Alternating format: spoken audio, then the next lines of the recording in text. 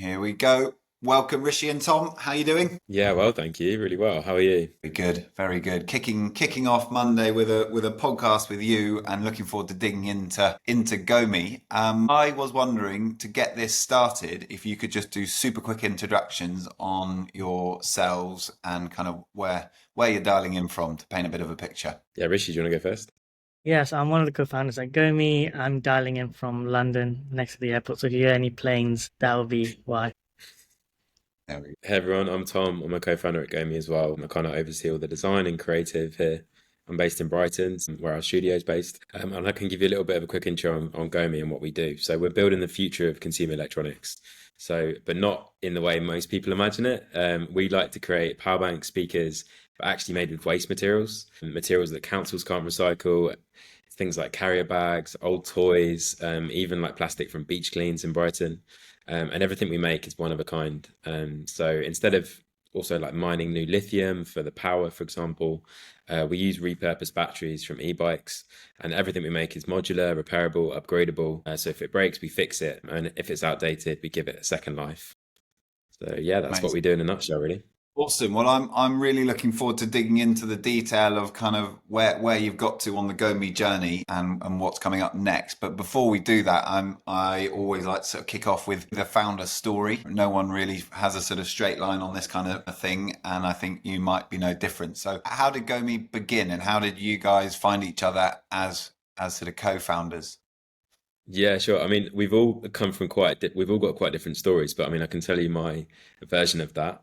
So I'd actually made some prototype designs as my final year project in circular electronics. So using recycled plastic bags to basically make casings for tech. It got kind of featured in a few exhibitions, like around Europe, some magazines and Instagram. And then Pawan, one of our other co-founders, had also been researching circular tech at the same time.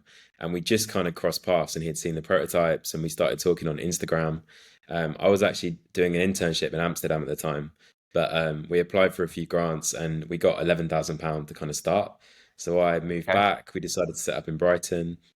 We're building it for a couple of years part time. Rishi was at uni at Imperial, just kind of finishing up, and we really wanted to get him involved as soon as he had finished. And I'm so glad we did with his financially savvy brain to keep us all in check. But yeah, so after kind of building it for a couple of years in like mornings, evenings, weekends, we launched a few Kickstarter campaigns, we got some funding, and then we kind of got spotted by a few global brands. So people like Desperados, the beer company, they threw a party in Berlin and wanted to send us the plastic waste to make some speakers from it, and a few other little kind of projects like that. And then it got to a point where one of us had to basically go full time to actually make all of these products. Yeah. So yeah, that kind of happened. And then a few years later, 2023, we decided that, okay, we're going to relaunch Gomi properly with some market ready products, no more Kickstarter campaigns.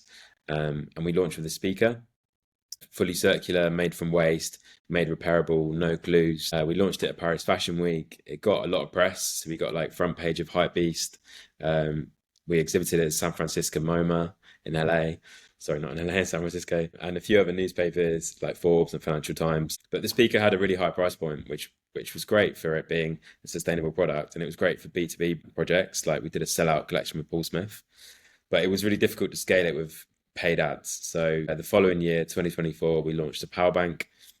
Again, same ethos, repairable, durable, made with waste materials. And since then, it's really taken off. So I'll let Rishi dive deeper into the numbers in a bit. But yeah, so it's been a really exciting couple of years for us. And now we're working on three new projects and three new products with even a lower price point than the power bank. So we're really excited to get them on paid ads later this year. So that's kind of a really quick summary of Yeah. No, it's years of great, work. great.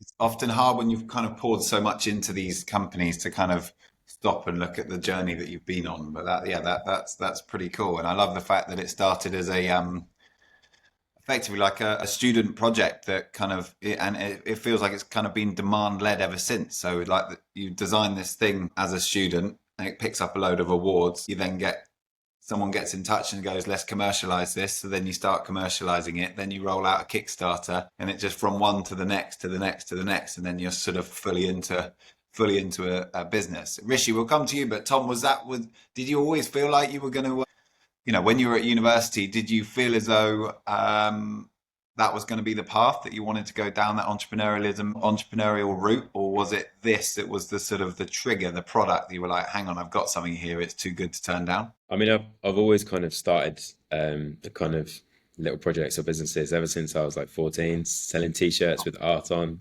Okay, and yeah, just doing making videos and selling those, and yeah, just kind of so I've always had projects on the go. But yeah, I didn't really. I guess yeah, I did have big plans for what I was doing with the project, but it was only when all four of us, the co-founders, all came together with all very kind of a talented expertise that actually we all felt like it would be possible. Like we all had the right skill sets to benefit each other. nice.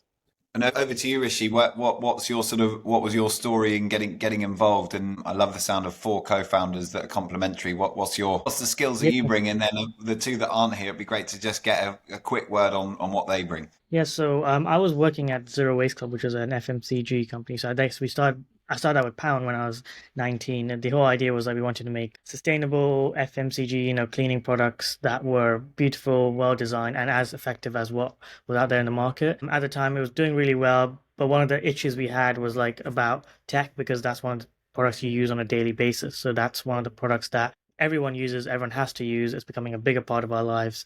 And we thought that was one of the areas we want to explore, especially as it had a direct impact on what we did on a daily basis. So we started trying to make a keyboard. That was like one of the products we wanted to launch, like a zero waste keyboard. But it was just like impossible with the current supply chain. Nothing existed out there that was anything near sustainable, and it had to be modular so you could easily repair it, and that just didn't exist. So even if you took out a laptop or anything, it was just really difficult to repair. And Power used to like whenever he used to walk outside, he used to whenever he see tech outside, like a screen or a keyboard, he would pick it up and we'd take it home and see if it worked and use that as a like a screen or something like that. But yeah, we wanted to see if there's any way to bring modularity or zero waste to tech. So that's where we kind of started. And I was at Imperial at the time as well. So while we were running it, we were just trying to explore if it was viable. And I think when we saw what Tom was doing, it added a puzzle piece into like the whole thinking that we had, using like compression molding, waste plastic that was hard to recycle, and then one of the other key parts of the Gomi team was Kyle. So with waste is really difficult to just use and manage, and there's no systems right now that can be used to take waste and make something out of it. A lot of systems exist now, but they're still like 50%, 70%. They're never 100%. And Kyle came in with his expertise with how to design the machinery, the processes in terms of transforming waste into the uh, projects that Tom were doing, but commercializing or making it financially viable to actually produce in volume. So I think, yeah, Tom, you mentioned we would start off with like 1 or 2 units a day, and then we'd struggle with that. I mean, Tom, this is the best. You did this a lot, so you could pop in on that. Yeah, I'll tell you a really funny story of how we met Kyle. So we were trying to like get our name out there on Instagram. So we're following a lot of people, kind of liking a lot of posts, commenting a lot of posts, and we liked some of Kyle's work. And then he DM'd us and was like, "Hey, I'm making these machines from plastic and would love to chat." I was like, "Wow, that sounds great! Like we're also doing a lot of stuff in plastic. We'd love to meet you." So I was like, "Where's your studio? Where's your workspace?" Not knowing anything about who he was or where he lived, and basically, so he gave me his address, went over there. And I arrived, and it was kind of in a like a housing estate near Brighton. And I was like, "Oh, this is funny." Like, I was expecting like a factory, and knocked on the door. This lady answered, and I was like, "Oh, I'm here for Kyle's factory, to see his like, workshop." She was like, "Yeah, it's just in his bedroom at the top of the stairs." And I walked in. He was like, I think he was like 17 or 18 at the time. And but in his bedroom, it was a full workshop of extraction, drills, saws. He'd made these electric motorbikes from like old batteries, like shredders, everything you can imagine, and he just made it all himself. Yeah, And at the same time, he was working at a milling factory where they had contracts with NASA, like making really, really detailed stuff on CNC machines. So he knew exactly how to kind of actually make things as well. So yeah, so that's kind of I love that. obviously, yeah, when we met Carl, I was like, you need to be part of this immediately. Like, so he got on Yeah, yeah, board, yeah. and then That's full on yeah, mad inventor vibe. I love it. I mean, so then you were probably expecting to be on like an industrial estate heading into a warehouse with everything, everyone in white lab coats, and you've gone into Carl's bedroom and it's you're still pretty blown away. And I guess that just screams of like natural talent and understanding. And what an awesome Yeah. co-founder to bring on board. Yeah, Rishi talks about the puzzle piece. Kyle was definitely like one of those puzzle pieces. It's a great fit. Brilliant. And then amazing. What Hardware is just hard. You just need so much different expertise. Like, yeah. it's like, you need the financial side, you need the design, you need the actual electrical engineering, and that all of that makes it easy for us to develop products in-house quickly and get them out. Whereas other companies, they will probably outsource it. We just do it all in-house until the final point of production. Having all of us together just makes things a lot easier, a lot quicker, which is, I guess, key in a startup, I guess. Yeah. Definitely. Okay. And then moving on into kind of Gomi as a startup, you're tackling a huge problem, and you're effectively turning, waste into beautiful products that can make money. Is there like a top line sort of mission, that you're all sort of, you're attached to, that, you want to save X amount of plastic from waste or build a certain amount of products, or, do you ever look at it as that? What's the North Star that's driving you to those exciting places? Yeah, I mean the North Star really like what we kind of how we kind of act when we design a new product is we want it to be the last power bank, the last speaker, the last wireless charger that you'll ever need. You don't need to buy any new ones, really, in reality. But the problem with tech today is planned obsolescence. So like these products are designed to fail after 2 years, 3 years, and they're not repairable. They're glued together, so they just have to end up in landfill or incineration. So what we're trying to do is not only make tech that is repairable and long lasting and durable, but is also take the waste that all these other companies and brands and products are kind of building into and building landfill and scrap, and basically take those materials but use them as our raw materials. So why mine new materials when we're already throwing away really good ones? And also just looking at e-waste alone, like in 2022, 62 million tons of e-waste was generated. So rather than actually add to that and contribute to that, why not design products that are repairable, that can use that waste as a raw material? So that's kind of Yeah. always shaped how we think about things, is like, okay, let's make products that don't add to landfill, but actually take landfill as a raw material. Yeah, and just to kind of to challenge that, I guess these big behemoth companies that we're all buying our tech from, that designing in the obsolete nature of things is part of their business model, because then they know they've got your hook, line, and sinker, and you're going to go back and buy the next phone and the next phone and the next phone, which is obviously then that comes into the lifetime value of a customer.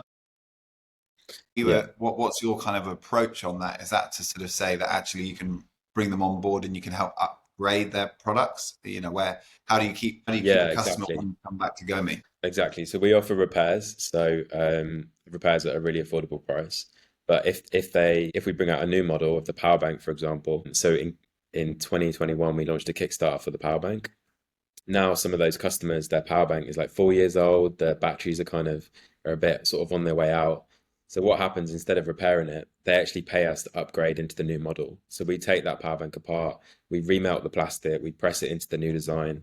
We can even recycle the batteries, or we can take whatever we can from the old model and put it into the new model, and then they pay a price for that. And that means that we don't have to pay Meta to advertise to those customers. So we can offer the upgrade at a much cheaper price while still making a decent margin on it. One of the things as a business that's really good being built on circularity is that we are constantly engaged with our customer, compared to other companies. So we have constant engagement on loop, which means that customers are always talking to us, talking about how to keep things lasting longer, repairs, and so on. Because there's an engagement, it means that when we develop new products, we already have a customer base who's ready to buy us whenever they're ready. So I guess that helps with sort of retention and reducing our acquisition costs and our long-term business growth. So whenever we release a new product, we don't have trouble with it because they're usually already ready to purchase a simple product like that or something similar. So usually that kind of circularity has been very beneficial for growing a brand and brand loyalty. So it kind of works both ways in terms of both commercially as well as a brand. Yeah, and then just on one of the practicalities, I guess the sort of feedstock of tech and like batteries and all the bits that go into your products. Where how do you collect that at scale and turn them into Gomi products? Yeah, so it used to honestly just be me knocking on doors around Brighton, driving around, filling up the car full of plastic waste. And it got to a point where obviously that wasn't scalable. Like we couldn't actually just clean the plastic, well, collect the plastic, clean the plastic, then turn it into raw material, then use it. So since then, Kyle went on a bit of a kind of road trip around the UK, and managed to find 2 recycling companies that can actually clean this material, pelletize it, and send it back to us, which Right. means that we can completely outsource that. And unfortunately, there's an infinite amount of waste plastic in the UK, Yeah. sadly, but that also means that we've always got this kind of supply of raw materials. And in terms of batteries, so we partnered with Lime initially. Lime, you know, the e-bikes and Yeah. Yeah. Yeah. scooters, Big they fan. they gave us 50,000 of their old batteries in a couple of years ago to basically use for our speakers. So we did a big project with them, and people were like, okay, what happens at the end of that 50,000 when you run out?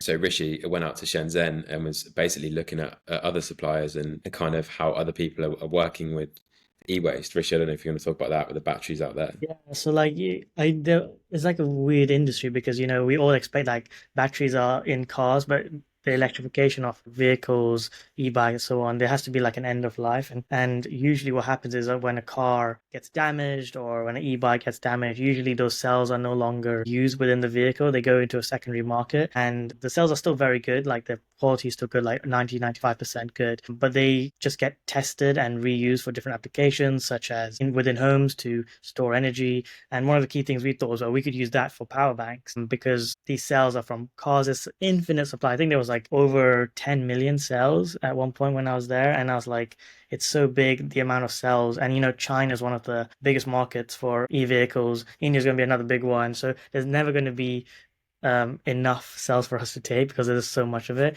And usually us taking those cells means that we're not mining extra cells because these cells are still usable. So we use that source of cells to power our like power banks. Our other new products will be powered by those kind of cells as well. And it creates a nice story because these cells were parts of damaged cars or damaged e-vehicles or anything like that, and we were able just to take them and give them a new life, which just adds a bit of a nice story and helps to like reduce the impact of just Does batteries on that our. create a win-win scenario commercially on the basis that I'd imagine that these big companies like a Lime Bike with all their batteries or a car manufacturer with sort of batteries that they need to pass on, imagine they're saving the cost on sending them to waste, and then from your perspective, you're getting the supply of a raw material that you need at a better price, if not free. Yeah, I think the regulations are that you cannot just throw away batteries. They're like very tough regulations. So it benefits the companies very a lot because then they have less to manage in terms of just these batteries because they're good enough. So that really helps. And for us commercially, it's commercially viable because the cost of just reprocessing the cells, testing the safety and so on is equivalent to the price of a power bank cell, which is like the ones that are in other products. So it works commercially for us and it works commercially for them as well because they get to kind of skip the regulations by passing on to second life use. Yeah. So it helps in both ways. Yeah. Imagine it's a complex area, but it sort of feels like that, if there is such a massive supply, and we've only really just got going on the electrification of everything, certainly mobility. So there's only going to be more of this stuff, and the more that we can get it into that kind of circular lifestyle, the better. So really, even the big companies should be getting involved in this space. Perhaps you guys will be in a position where you can prove a model and apply a bit of pressure and show people that it does kind of work. And you've alluded to a little bit there that partnerships with people like Lime, and I think I spotted you did one with Vans, and I think there's a really long list of partners. Is working in partnership with bigger brands a big part of your strategy? Yeah, definitely. So last year we launched a sellout collection with Paul Smith, as I mentioned. So they actually trusted in us when we were just starting out. So when we just launched our Kickstarter campaign for some wireless chargers years ago, Yeah. they bought some wireless chargers off us and they sold out. That was like very early on Gomi. And then last year got back in touch and they were like, we want to do the speakers and the power banks, but on quite a big scale. And yeah, we launched it with them. We worked with their design team, and Paul Smith gave some amazing feedback. So we actually got the exact stripe that they use in their other products, launched it to their audience, and yeah, it sold out in Q4. And we've just done a big restock with them. So yeah, that's amazing for us because it means we can reach a whole different target audience to who we would normally communicate with. So people not. How do those partnerships work? Are you taking some of their waste and then turning them into cool speakers, or are you finding the kind of the waste and then doing that? It's helpful. always different. I mean, we only use waste plastic anyway, but sometimes brands, so like Paul Smith did send us some waste. Yeah, sometimes brands do like to send it over, and we can kind of add a really nice layer to that story. We've also done kind of more custom projects. So we did one that we call the Childhood Memories Collection, which was really fun. Right. So actually, when the Barbie movie came out, we put a campaign out and we basically said, if anybody's got any old dolls that are like broken at the bottom of your cupboards, send them to us for a project. And then the next day we had like boxes of these dolls just arrive at the studio, which was quite funny because Kyle was actually really scared of dolls and he had to kind of have a look at these things and get them working. Yeah, yeah, yeah. But yeah, we basically got these dolls, we turned them into raw materials, and then we made a whole range of speakers and power banks from them, and then sent them back to the people who sent us these dolls. So for us, like what other tech brand is making things that are that unique, that have that much of a sentimental story? And now Yeah, these consumers will have these products on their shelf that are literally made from their own memory yeah, as a child playing with these toys. So for us, a lot of it is about exploring new materials and thinking, okay, how can we really push the boundaries? How can we get talked about? And how can we make a product that will actually never end up in landfill or incineration? amazing. And I think that that's the sort of beauty of everything that you're doing with Gomi is there is a story behind probably every product that you're making. Everything feels unique, but what you're kind of proving here is that what you're building is scalable on the basis that there's an a crazy abundance of waste plastic and materials that can be reused and repurposed, which means that you can create probably more products that you could dream of. And what is the product range at the moment? Just you mentioned the speakers and the power bank. Is the idea to continue to develop ideas? I mean, imagine Tom, that's plays into your court being a sort of a designer. Yeah. Imagine there's plenty more ideas that you could kind of bring to life with this. Yeah, so as I mentioned, so 2023 we launched a speaker, and that was a real like a real kind of high-end brand-led product that got us into all these amazing stores like Selfridges, MoMA, Design Museum. And 2024 we released the Power Bank, which is a much cheaper, more affordable product that got us the success with paid ads. And now this year we're releasing three new products, so phone case, a universal wireless charger, and then a Find My tag, and they're all going to match or be on par with the Apple pricing. We won't be a part of that kind of, we won't be people won't have to pay an additional expense to have a product that is repairable, has a really good story compared to an Apple product, which I'm really, really excited about. We also have a Awesome. whole range of accessory products, like all made from fabric waste. So we just did a collaboration with the NHS, basically taking old nurses' uniforms and creating all of these kind of travel bags from these nurses' uniforms. And even all of our pouches that hold the power banks, we take Just Eat or Uber Eats or Deliveroo jackets, work with a local designer to basically turn those into pouches for all of our products. So even the pouch for the power bank has such a strong, powerful Yeah. story to it as well. I love it. I mean, I'd love to introduce you to a few people in our network and jump in if you know them already. But Cressy Wesling has always been involved in what we're doing. She's originally was turning like fire hoses into luxury bags and that kind of stuff. And that ended up raising loads of awareness and money for firefighters. And then Waterhaul, they're taking sort of fishing nets off the beach and turning that into a feedstock We, product. They we make just sunglasses to and do jump cool in, stuff. we just did a collaboration with Waterloo on Friday and it's sold out already Okay. physically. So Awesome. Yeah, yeah, we that helped was them really raise cool. some money and they entered our B100 competition and I think it was last year they won the seed category. And then we followed up and helped them raised about £1 million through some angel investors and a crowdfund as Awesome. well. So that yeah, big fan of what they're doing, and they've got an endless Yes, supply. And like similar to yourselves, like it's all about storytelling. I think there's an abundance of waste, and if you can turn waste into profit, then what an awesome business. So yeah. let's dive into the business model. Perhaps this comes more towards you, Rishi. Where does the revenue come from? We've talked about you've obviously got kind of direct to consumer products, and I've been on your website, and if anyone listening hasn't, do jump in and check out the products. They look amazing. So there's a direct consumer, then there's the partnerships. Like just break it down really simply on how and where you Yeah. guys make money. So I'll put into two buckets. So there's a brand side, which is the collaborations. All the collaborations usually are not like revenue generating activities, more like brand led. We just want to connect with people who have the same ideas. You want to demonstrate how we can use waste to make beautiful products. Then the revenue generating side, there's two parts of the business. There's a direct to consumer, which is a self-explanatory, and then there's a second side, which is the promotional goods industry. which has been really key for us in terms of like growth.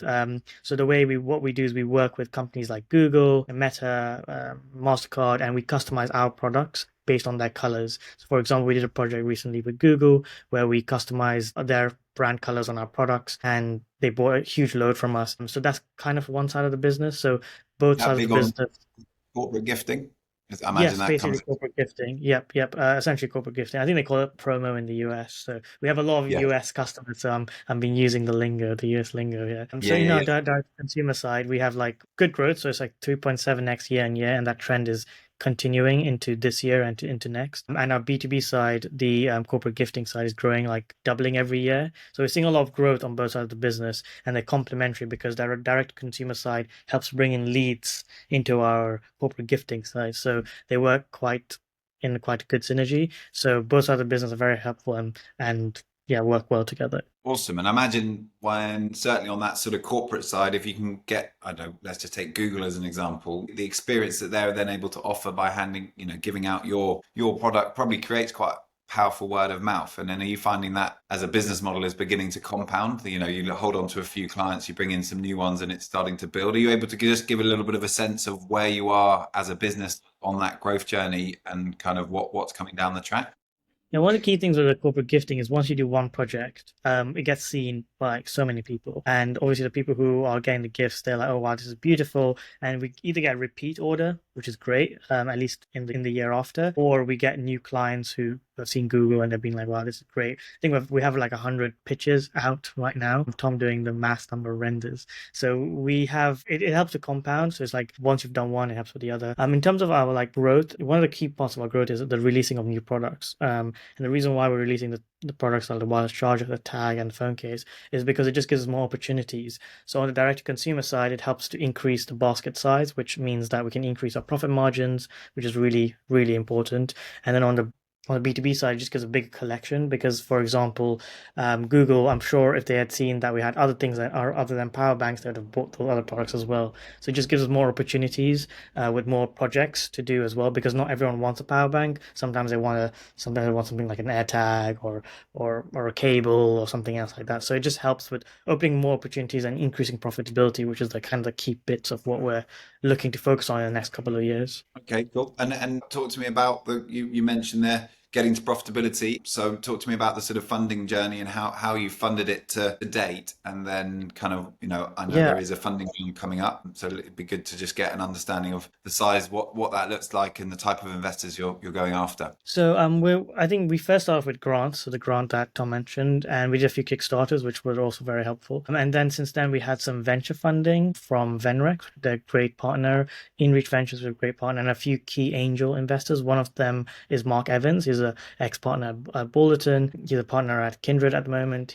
They've all been really helpful. They've been patient capital, great. And the key thing with them is they've all been happy to back purpose-based business, which means that they understand that how the challenge that we have. And so, for example, with Mark, for example, he's very much keen on understanding what impact are we making beyond the profits, and that really helps with just if you're aligned with your investors and your partners, it just helps with just growing the business in the right direction. They have to give a vision which aligns with you because sometimes you're so deep into the trenches, you're not really looking beyond or looking into the sky. So it kind of helps with that idea. And I think one of the key things is they're all very much ready to help whenever we need, like with their expertise, their network, and so on. So yeah, I guess we're looking to raise, I think, another additional 400,000.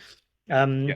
And what we want to do, we've already got Mark's already put in another 100K, committed another 100K. We're looking to raise the remaining 300. And one of the key things with that is that we're not looking to hire anyone. We've got a good team. What we're looking to do is we're looking to basically solve one of the key problems we have, which is 25% of that we want to focus on increasing our capacity to make sure we can sell even more. Because right now, for example, like last month, we basically sold out all of our capacity. So that means we weren't able to grow even further. We could have grown more, but we just didn't have enough capacity to grow even more. And then the second part of that investment, the 75%, is to essentially help with our marketing, increase our marketing spend, and also just release the new products we have. We've already developed all the prototypes. We're like at the stage where we just need to get them out, turn on the marketing and get them selling. And one of the key things is we already understand all the problems because we've already done all the tests for the product.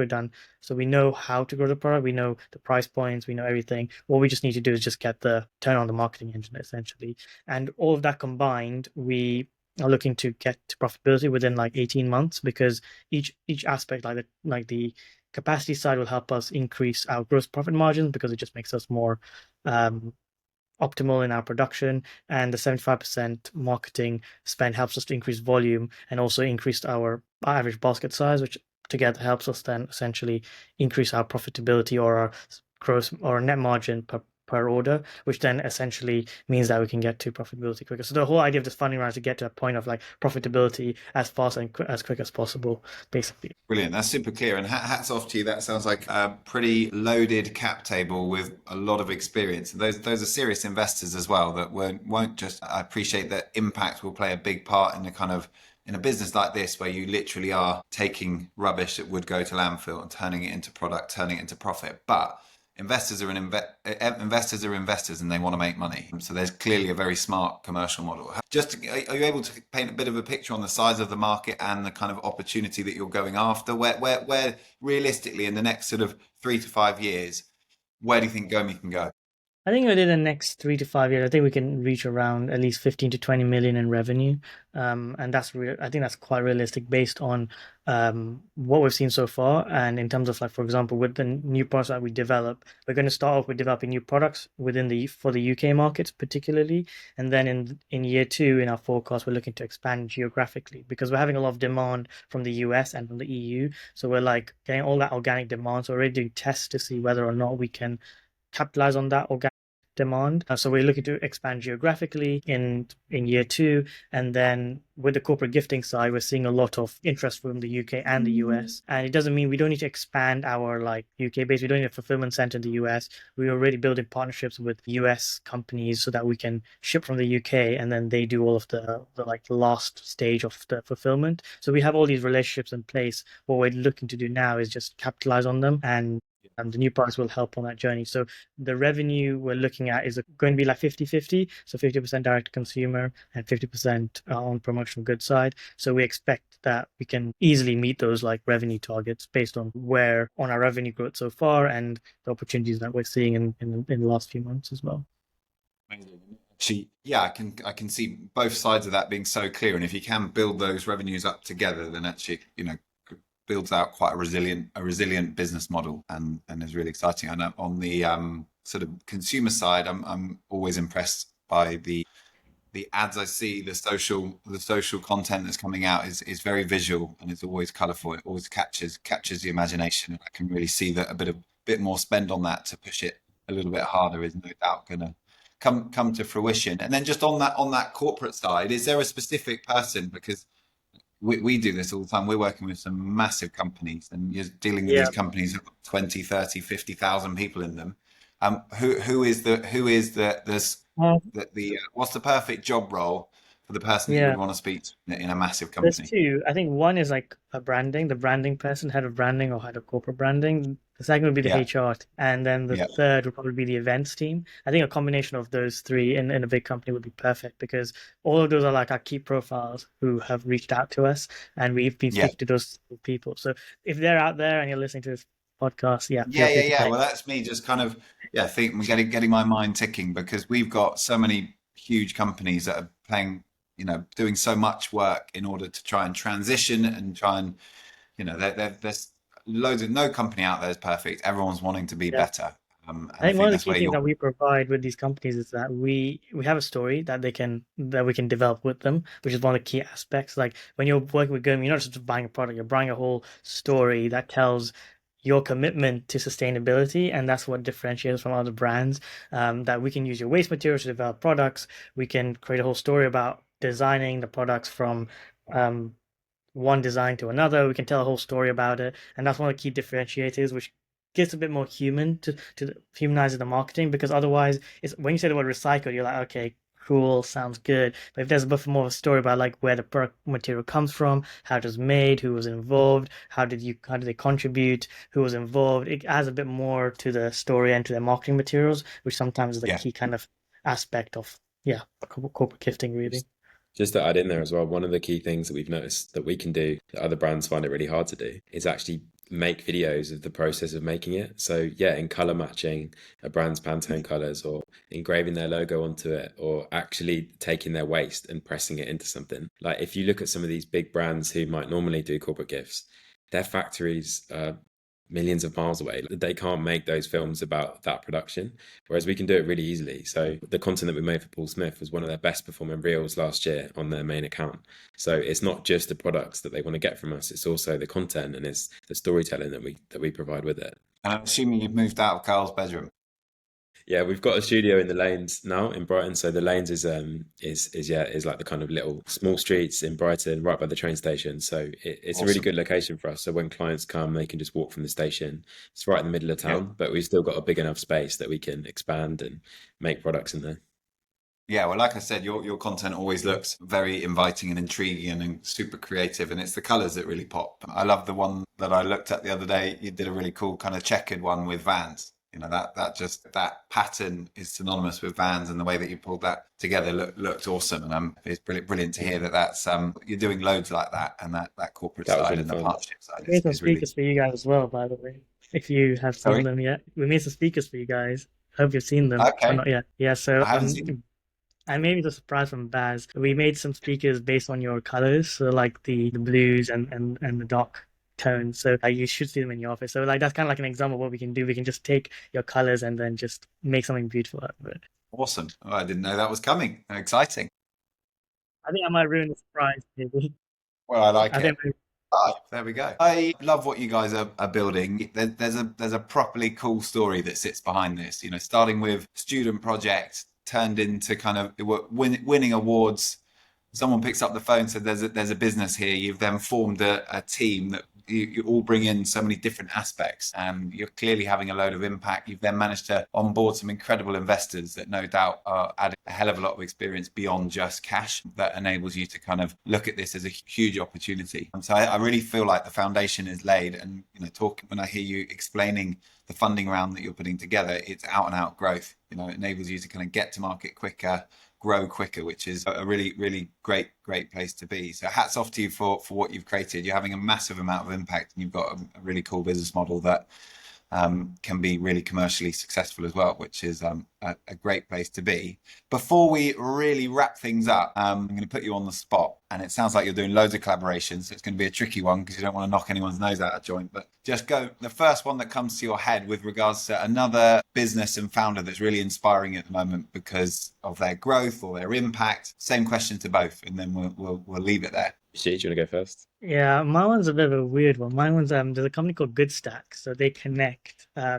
brands with like causes, and they provide the infrastructure for like for donations and so on. So the founder's called Henry Ludlam. He's probably one of the best guys I know, and I've always wanted to work with them in some capacity, some way. He's actually an angel investor as well in at Gomi.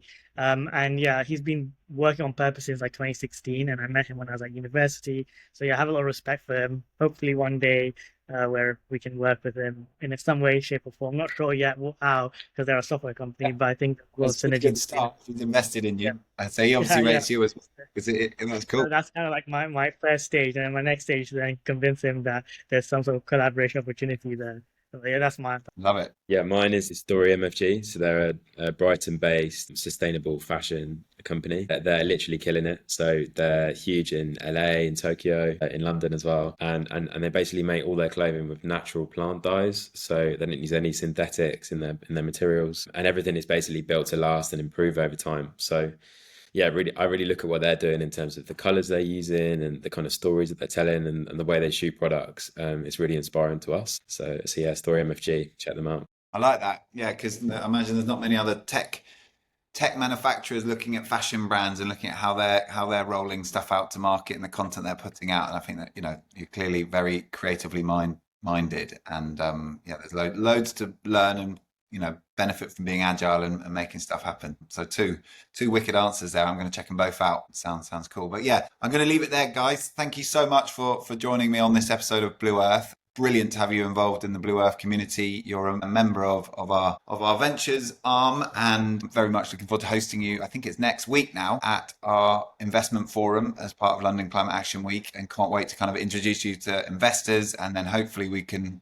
find some of those ideal customers that you were talking about there, Rishi, and get you into some corporates. So yeah, it should be a busy 48 hours, and then there'll be a chance for others to meet you at Summit, I'm sure. So thank you so much for joining me today. Well done on everything you've achieved. Exciting times ahead, and see you very soon. Thanks so much, guys. Really nice to speak with you.